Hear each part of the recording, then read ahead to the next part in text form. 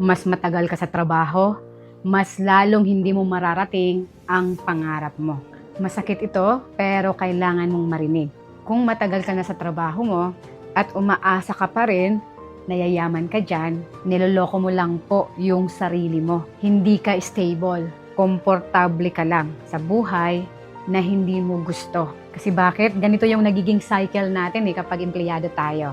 Gigising tayo, papasok sa trabaho, mag-aantay ng 15 o 30 ng sweldo. Ngayon, pagdating ng sweldo, anong mangyayari? Magbabayad ng bills, ng mga utang, at kung ano-ano pang mga expenses. Tapos, ulit-ulit na naman. Konting problema, mag-overtime tayo. Konting kulang, mangungutang. Konting pagod, magpapahinga. Pero, balik ulit sa same na buhay. 5 years na, 10 years na. Pero, tanong, nasaan na yung pangarap mo? Yung bahay, yung negosyo, yung freedom. O, napalitan na ng okay na to, at least may sweldo. At ito yung hindi mo napapansin. Hindi actually trabaho ang problema. Yung sistema ang problema. Sa pera na may limitation lang. Kahit gaano ka pa dyan kasipag, kung oras ang kapalit mo, lagi lang siyang may hangganan. Kasi pag fixed income ka, fix lang talaga kahit galingan mo pa dyan sobra. Kaya again, kahit na tumagal ka pa ng 20 years dyan, ganun pa rin po yung results at hindi yan magbabago. Bakit ko to sinasabi? Kasi ako mismo, naranasan ko din po yung nararanasan mo ngayon. And akala ko rin before, kapag tumagal ako sa trabaho ko, aasenso ako. Kasi bakit? Madaling araw pa lang, naliligo na ako kahit sobrang lamig ng tubig. Pumapasok ako ng maaga.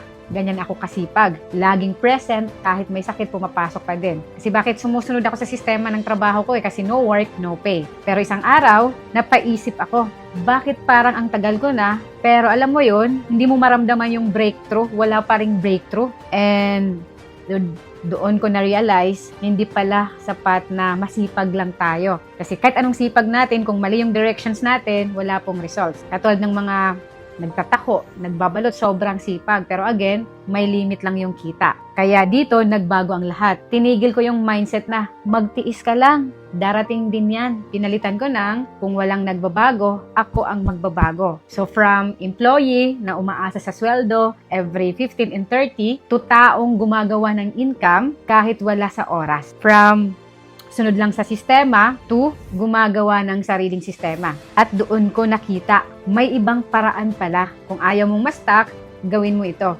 Maglaan ka ng oras kahit 2 to 3 hours lang araw-araw. Hindi para sa trabaho, kundi para sa sarili mong income source. Kahit online yan, kahit part-time, matuto ka ng high income skill like selling, marketing, communication. At yung mga yan, alam naman natin, hindi natin natututunan sa school. Pero yan ang nagbabayad ng malaki sa mga bills natin. And advice ko lang sa'yo, huwag mong gawing forever yung trabaho mo. So walang masama dyan, pero huwag mong gawing forever. Gawin mo lang siyang stepping stone, hindi destination. And mas maganda na i-track mo yung sarili mo every 6 months. Ask yourself palagi, mas malapit ba ako sa pangarap ko or hindi pa? Doon mo makikita kung nag-grow ka or nag-improve ka. Ang tunay na taong gustong umasenso, hindi nagtatago sa comfort zone. Kumbaga, hindi siya kontento sa sakto lang. At syempre, hindi siya natatakot umalis sa sistema. Kapag alam niyang hindi siya uunlad doon. Hindi ka pagod sa trabaho. Pagod ka sa buhay na hindi mo naman talaga ginusto. Let me ask you, gusto mo bang manatiling stable pero pareho pa rin ang buhay mo after 5 years? O handa ka nang gumawa ng paraan, kahit sabihin natin na mahirap talaga sa simula, kasi ganun naman talaga sa umpisa lang talaga mahirap. Pero, para naman sa pagbabago ng future mo. So, comment ready kung ayaw mo nang ma-stuck sa ganyang situation ngayon.